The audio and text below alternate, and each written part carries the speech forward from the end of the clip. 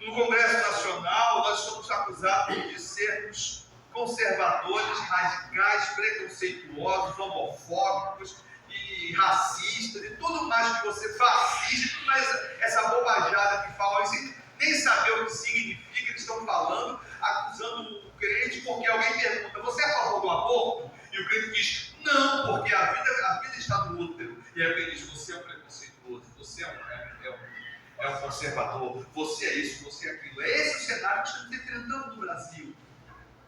Mas não só no Brasil. Quantos adolescentes na escola estão se envergonhando de dizer que são crentes, porque se disserem que são crentes, vão ficar segregados, vão ficar afastados do grupo? Quantas pessoas no seu ambiente de trabalho, se disserem que é crente, vão ser discriminados e vão ser colocados contra a parede, estão com medo de perder o emprego, porque são crentes? Irmão, em nome de Jesus, se o Senhor é o Senhor da tua vida, não tema, porque se o Senhor está contigo, é Ele quem está cuidando da tua vida. Não tenha vergonha de dizer: eu sou de Jesus e eu estou pagando o preço por ser de Jesus, mas eu sei que grande será a vitória sobre a minha vida. Mas os discípulos, eles não estão entendendo, ainda não entrou na cabeça. Entenda uma coisa: na caminhada cristã, as coisas entram na nossa cabeça aos poucos. Estávamos lá orando, e na hora da oração, estávamos orando ali, e uma das irmãs que orava pedindo ao Senhor que nos ajudasse, nos ensinasse. E é verdade, nós precisamos a cada dia aprender algo mais de Deus. Nós não somos uma obra acabada, nós somos alguém que está sendo construído para ser a imagem e semelhança do Senhor. E essa construção não é de um dia para o outro. E os discípulos estão caminhando. E quando estão caminhando, quando Jesus percebe que eles estão apreensivos, o versículo 33 e 34 nos conta: Jesus chama os discípulos e diz: olha, nós estamos indo para Jerusalém. E o Filho do Homem, ou seja, o Filho do Homem será entregue aos principais sacerdotes e aos escribas, condená-lo-ão à morte e o entregarão aos gentios, que são os romanos, que escarnecerão dele, o açoitarão, cuspirão dele e o matarão. Ao terceiro dia ressurgirá. Tu não está entendendo. Jesus está indo. Jesus sente que o clima está estranho, porque os discípulos estão lá atrás.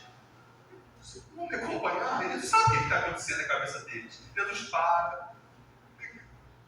Seguinte, olha, estamos em Jerusalém. Lá eu vou ser preso, eu vou ser julgado, e eu vou ser condenado pelos religiosos. Eles vão me entregar para os gentios, que são os romanos. Os romanos vão cuspir em mim, os romanos vão bater em mim, os romanos vão me maltratar, os romanos vão me matar. Mas ao terceiro dia eu vou ressuscitar. Sabe o que Jesus está tentando dizer para eles? Eles ainda não estão entendendo. Vocês estão com medo. E Jesus não vai dizer isso para eles, mas Jesus vai dizer na frente: em algum momento eu também vou sentir medo. Mas fiquem tranquilos. Tudo está no controle do Pai. Eu não serei pego de surpresa. Quando o Senhor está no controle, nunca seremos pegos de surpresa. Quando a nossa vida está guiada pelo Senhor, a circunstância virá. Você foi surpreendido, mas o Deus a quem você serve nunca será pego de surpresa. O salmista declara confiante: aquele que nos guarda não dorme, aquele que nos guarda não cochila, aquele que é o guarda fiel de Israel, nem sequer boceja de sono, porque ele está vigiando. Nesta noite nós estamos aqui adorando ao Deus vivo, ao Deus a quem nós servimos, e eu quero te fazer lembrar o seguinte: minha irmã, meu irmão, continue firme na presença do Senhor, porque nada na tua vida acontece sem a permissão de Deus. Se no teu trabalho a situação está difícil, se dentro da sua casa a situação está difícil, se dentro da sua cabeça a situação está difícil, se você acha que as coisas estão indo de mal a pior, eu quero dizer: se você é crente, dobra o teu joelho e diga: Senhor, eu estou com medo, eu não sei o que vai acontecer, eu estou assustada, mas eu sei que tu não vais ser pego de surpresa. Guarda a minha vida debaixo da tua graça. E Jesus fala isso para os discípulos, e segue para mim. Versículo 35 vai dizer que Marcos e Mateus vão contar a mesma história. Acaba a história.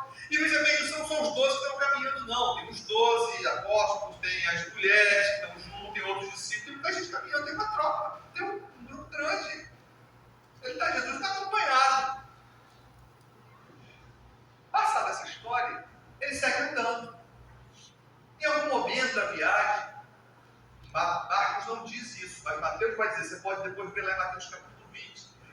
Mateus vai dizer o seguinte, que Tiago e João, acompanhados da sua mãe, Salomé, crente, mulher de oração, com essas mulheres que estão aqui, servas de Deus, mulher de oração, andam aos pés do Senhor, sustentavam o ministério de Cristo, tiravam o dinheiro do bolso para dar para Jesus.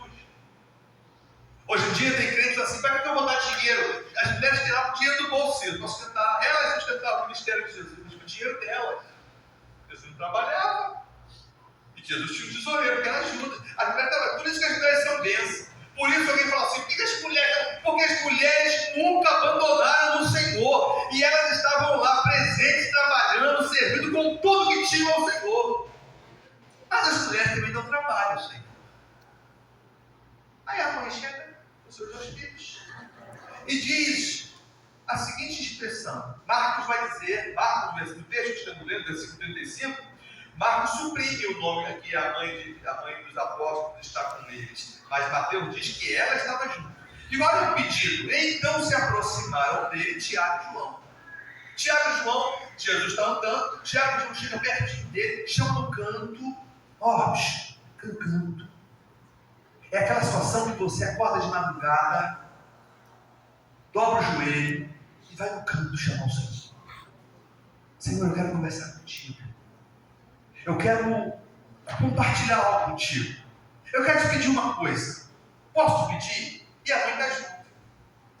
Aí acho que eu quero pensar assim, vamos botar mamãe, que mamãe é crente, né? E Jesus, né? A gente fica sempre um pouco mais constrangido quando uma irmã, assim, vai vir falar conosco. Isso mexe com a gente meio quebrado. E a irmã chegou, junto com os filhos. E olha o pedido. Mestre, queremos que nos faças o que pedimos. Senhor, temos um pedido. Qual é o pedido? E Jesus perguntou, o que vocês querem que eu faça? Jesus já sabia o que eles queriam pedir. Pede o que você quer. E ele dizia, nos conceda, nos dá o privilégio de dar sua glória. Quando chegar no versículo, eu estou lá no versículo 37.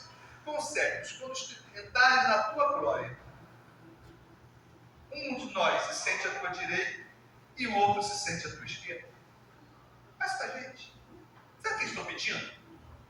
Eles estão dizendo o seguinte, Senhor, quando o Senhor estabelecer o teu reino, quando o Senhor, nós estamos indo para Jerusalém, eu já sei o que vai acontecer.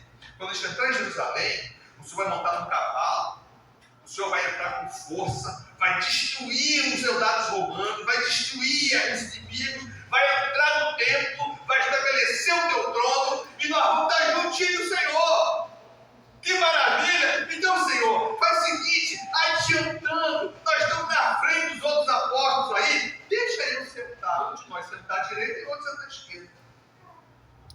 Isso aí, meus irmãos, mal comparando, são aqueles pedidos que nós fazemos ao Senhor nas nossas orações, no dia a dia, pela madrugada. E a gente não entende porque não tem resposta. Tem orações que nós fazemos, pedidos que nós fazemos, que nunca serão respondidas, atendidas pelo Senhor, e por motivos muito simples que estão descritos aqui.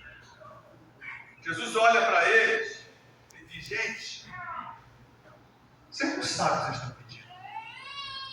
Vocês não têm ideia. Vocês não têm a menor ideia do que vocês estão pedindo. Vocês não sabem. Vocês podem beber um cálice que eu vou beber? Vocês podem ser batizados no batismo com que eu serei batizado?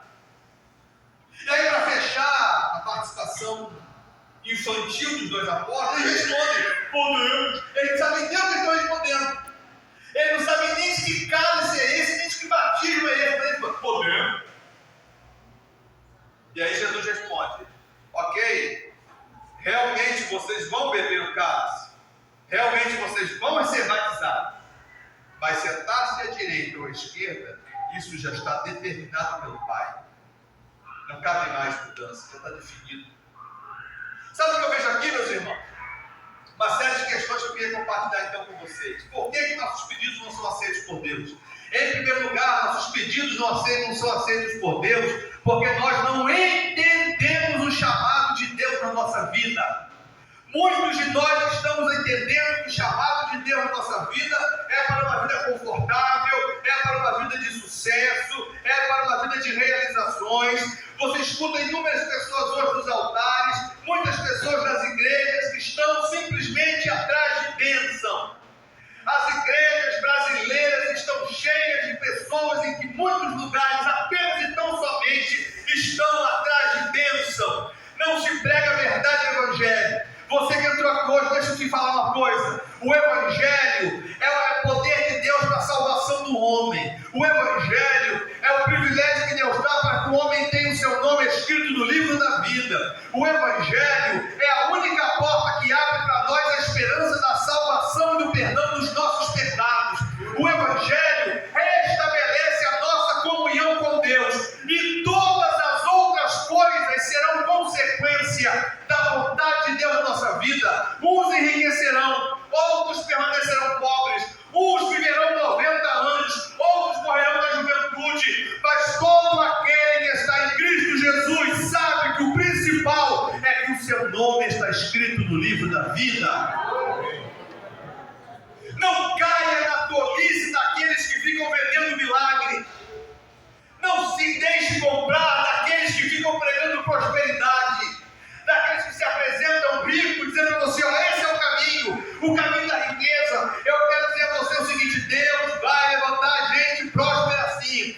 Deus quer levantar gente próspera nessa igreja, mas a prosperidade que Deus quer que eu tenha, que você tenha acima de tudo, é uma prosperidade que esteja debaixo da sua vontade. Eu posso ter um salário mínimo e estar feliz e contente, vivendo bem com isso. Deus pode me dar 20 salários mínimos e eu posso estar bem, contente, feliz vivendo com isso, porque tudo, seja o que ganha 1, seja o que ganha 20, estão ganhando e vivendo para a glória de Deus. A segunda coisa que pesa aqui é porque muitos dos meus pedidos são apenas para atender os meus desejos egoístas. O egoísmo é um dos piores pecados que a gente pode cometer e é um dos mais comuns que cometemos. Quer ver um exemplo? Você ora. Quantos aqui têm o costume de orar? Quantos aqui têm o costume de orar? Qual os crentes oram? Todos que deveriam orar. E deixa eu te perguntar, se você parasse agora, faz um exercício aí, na sua oração, quanto tempo você gasta orando pelos outros e quanto tempo você gasta orando por você? Quanto tempo você gasta orando por você e quanto tempo você gasta orando pelos outros? Quanto tempo você gasta orando por aquela pessoa de quem você não gosta? E quanto tempo você gasta orando por aqueles que você tem simpatia e afetividade? Muitas vezes nossas orações são orações egocêntricas. Nossa oração é: venha para mim, dê para mim, abençoa os meus. Ao passo que nós deveríamos aprender, buscar em primeiro lugar o reino de Deus e a sua justiça. O reino não sou eu, o reino está aqui. O reino é você, o reino somos nós, o reino é tudo que está ao nosso redor. Buscai o reino e a sua justiça, e as demais coisas nos serão acrescentadas. Eu preciso aprender a orar pelos meus inimigos. Eu preciso aprender a orar pelos meus vizinhos. Eu deveria estar orando. Eu falei aqui hoje na nossa oração ali em 6h30. Eu quero convocar os irmãos a esse propósito. Todos os domingos, conversando aqui com os irmãos, todos os domingos, na nossa oração de 6h30, nós vamos estar orando pelos nossos vizinhos, para que Deus abençoe os nossos vizinhos, para que Deus salve os nossos vizinhos, para que o Senhor cure as enfermidades dos nossos vizinhos. Sabe por quê, meus irmãos? Nós estamos aqui para pregar o Evangelho, para ser bênção. Quando você parar de orar por você e orar pelos teus vizinhos, pelos teus colegas de trabalho, você perceba que portas se abrirão na tua vida. Jó, a Bíblia diz que quando Jó passou um momento terrível na sua vida, Jó passou um momento desesperador, e juntaram 3 amigos, depois chegou um quarto, e todos eles tentando apontar para Jó onde Jó errou, e Jó não conseguia descobrir. E quando Deus falou com Jó, Deus se revelou a Jó, Deus esclareceu a Jó, quando Deus acabou de falar, a Bíblia diz que Jó orou pelos seus amigos, os seus amigos que o acusavam. E enquanto ele orava pelos seus amigos, Deus começou a restituir tudo que Jó havia perdido. Quando eu deixo de pensar em mim mesmo e passo a pensar no outro, o reino de Deus começa a ser glorificado na minha vida e bênçãos começam a ser derramadas sobre mim. Esses homens estão preocupados. Se você voltar a examinar exatamente no mesmo capítulo, no capítulo 9 de Marcos, o texto que estamos lendo, uma página antes que lemos, nós não vamos ler o texto, mas no versículo 33, Jesus chega em Cafarnaum e está tendo uma discussão entre os discípulos. Uma discussão. E aí Jesus pergunta, sobre o que vocês estavam discutindo? O que eles estavam discutindo no caminho? E o versículo 34 diz, eles se calaram. Nenhum deles respondeu. E sabe por que nenhum deles respondeu? O versículo 34 de Marcos 9, 34 diz que o motivo da discussão é que eles discutiam para saber quem era o maior entre eles. Quem é o maior? Deus. Quem é o maior? Meus irmãos, Jesus pode parecer que Jesus não está vendo, mas Ele conhece o nosso coração. Quando eu transformo a minha vida no centro de tudo, quando dentro da minha casa eu sou o centro de tudo e quero ser o centro de tudo, quando tudo tem que girar em torno de mim, quando as pessoas têm que trabalhar para mim, quando na igreja eu acho que eu sou o principal, quando na obra eu acho que tudo tem que ser da minha maneira, o Senhor para e diz, o que está acontecendo? Por que vocês estão assim? O texto nos conta que Jesus disse o seguinte, se alguém quiser ser o primeiro, tem que ser o último. Se alguém quer ser servido, tem que servir. Se você quer bênção na sua vida, se você quer começar a ver a tua vida frutificar de verdade, pare de desejar para você e comece a abençoar o próximo. Comece a abençoar sem barganha. Comece a abençoar sem interesse. Comece a dizer, Senhor, que eu seja uma bênção para o que está perto de mim. Que eu seja uma bênção para o que está ao meu lado. Que eu seja uma bênção para a minha igreja. Que eu seja uma bênção dentro da minha família. Porque quando eu passar a ser uma bênção, eu começarei a perceber que as bênçãos virão sobre mim sem que eu as procure. Eu quero declarar nessa noite que aquele que abençoar será abençoado. Aquele que der, receberá. Aquele que plantar no terreno do outro para o outro, receberá a abundância de Deus, porque Deus é fiel para com o seu povo. Em nome de Jesus, esta noite o Senhor está aqui. E a sua oração talvez não está sendo atendida, porque você está entendendo errado o que Deus tem dado para você. E aí não entende, por que pastor, fulano prospera tanto? Por que a pessoa está tão bem? A pessoa é pobre, não falta nada. A pessoa luta com dificuldade, mas as coisas estão caminhando. Por quê? Porque talvez ela é algo que eu ainda não sou, que você ainda não é. Ela é generosa, ela é misericordiosa, ela é compassiva. Ela não está olhando para o outro e acusando o outro, mas ela está pronta para abençoar. Uma igreja só será uma igreja de verdade quando o povo estiver disposto a abençoar o outro antes de ser abençoado. Os 2 discípulos disseram, nós podemos beber o cálice, nós podemos receber o batismo. E Jesus disse, vocês não sabem o que vocês estão falando. Irmãos, é muito triste quando nós não estamos entendendo o que Deus está fazendo na nossa vida. É muito sério quando nós não compreendemos.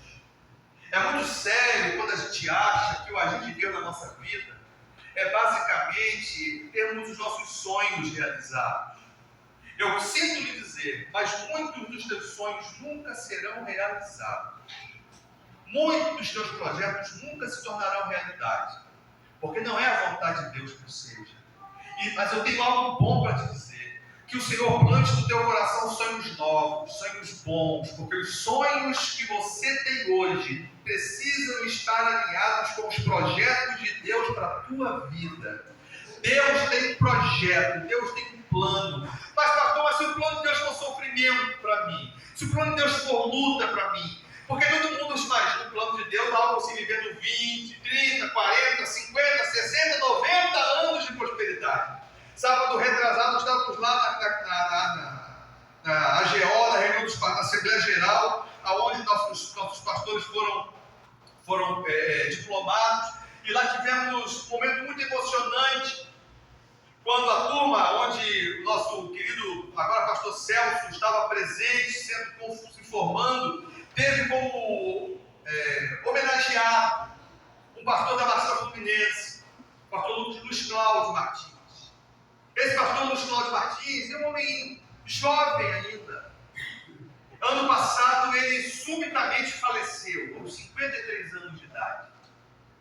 E a nossa convenção decidiu prestar uma homenagem à memória dele, dando o nome dele à turma que se formava. E a esposa do pastor foi lá para receber a homenagem póstuma.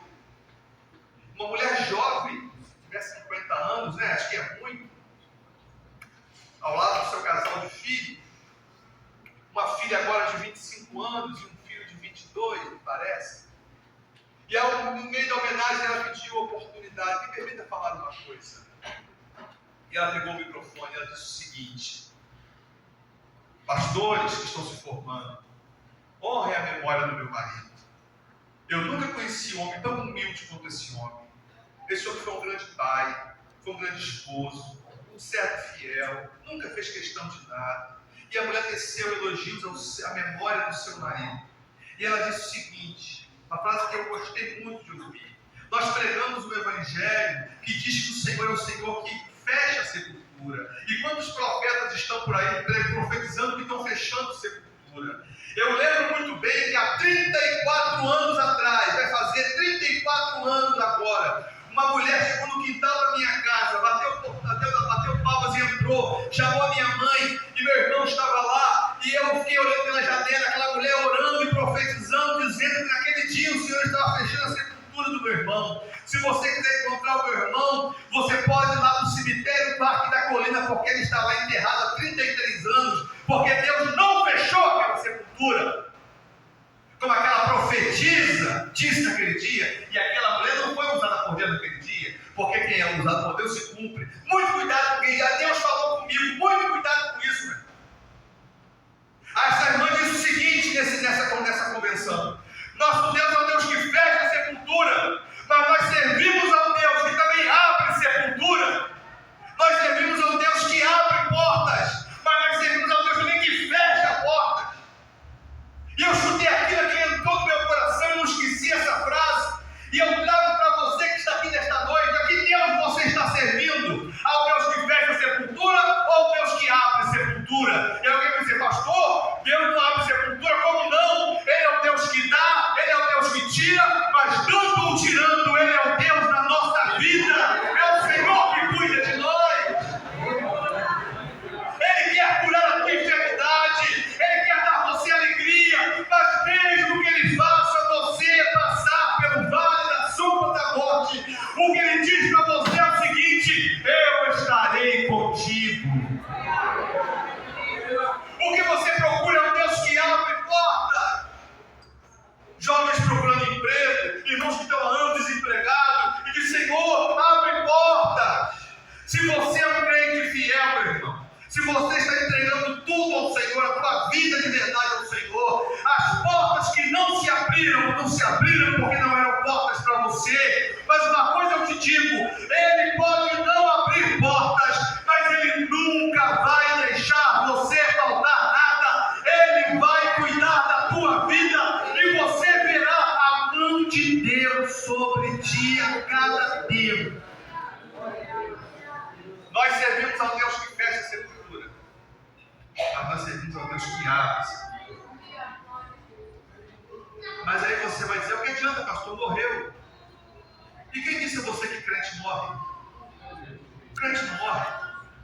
está em Cristo Jesus passa da morte para a vida, é o contrário. O que Tiago e João estão entendendo é que os planos de Deus são diferentes e que a única coisa que eles precisam é se adequar à vontade de Deus. Nessa noite eu faço um apelo para você: mude o centro da tua oração. Comece a orar dizendo: Senhor, faça na minha vida a tua vontade. O Senhor sabe que você precisa de emprego. O Senhor sabe que o jovem precisa de um casamento. O Senhor sabe que os pais precisam de recursos para cuidar dos filhos. O Senhor sabe que nós queremos saúde. Nós vamos orar por tudo isso. Mas nós vamos dizer: Senhor, faça a tua vontade na minha vida. E quando eu penso isso, eu tremo ao falar isso, porque eu fico imaginando assim: qual é a vontade de Deus na minha vida? Aí, como diz o ditado popular, que a gente bota pia. Qual é a vontade de Deus na minha vida? Será que eu vou viver longos anos como os meus antepassados? Será que eu vou com meus pais ver seus filhos crescerem, casarem, constituir família? Será que eu vou, como diz o pastor Benê, ficar velhinho, andando com as minhas próprias pernas? Eu não sei. Mas uma coisa eu sei: se Deus me preparou um cálice, se Deus me preparou um batismo, eu sei que Ele estará comigo, cuidando de mim. Eu quero dizer para você nessa noite: não temos futuro, não temos presente, não temos circunstância, não temos adversário, não temos a luta, não temos nada que está ao seu redor, porque se a tua vida está em Jesus, Ele está cuidando de tudo. Comece a praticar a generosidade e a misericórdia. Comece a ser bênção para aqueles que estão ao seu redor. Comece a dedicar o melhor do teu tempo para as coisas e para a obra de Deus. Nós estamos com essa campanha de voluntariado aqui. Nós precisamos entender: nós precisamos dedicar o melhor que temos para o Senhor. Plantar o reino, para que no reino sejam colhidas bênçãos espirituais para nós e para aqueles que nos cercam. Vamos começar a abençoar, vamos começar a ser generosos, não só financeiramente não, mas na misericórdia, na bênção, no auxílio. Vamos começar a viver de verdade o Evangelho. Nós veremos as bênçãos de Deus para a nossa vida. Eu quero orar por você nessa noite. Eu queria convidar você a se colocar de pé. Jesus, aleluia. Nós estamos vivendo num tempo, e essa é uma frase muito comum, vale para mim, um tempo de muita apreensão. Eu não sei se sou apenas eu tenho certeza que não, eu tenho certeza que se não todos aqui, a maioria sofre com uma apreensão e muitas vezes somos tomados pela ansiedade. Mas eu quero dizer para você, crente: pastor, quem é crente? Quem é crente? Eu sei se eu sou crente. Eu sei se a minha vida está nas mãos do Senhor. Eu quero dizer para quem já entregou a sua vida para Jesus o seguinte: descansa. Eu quero orar por você agora. Descanse. Entrega a tua luta, a tua apreensão, porque Ele nunca deixou de cuidar de você. Mas eu quero orar por você que está longe do caminho do Senhor. Você que no íntimo do seu coração sabe que hoje você não está seguindo o Senhor. Jesus não está no teu caminho. A tua vida não está regenerada em Cristo. Os teus pecados não foram perdoados pelo sangue do Senhor.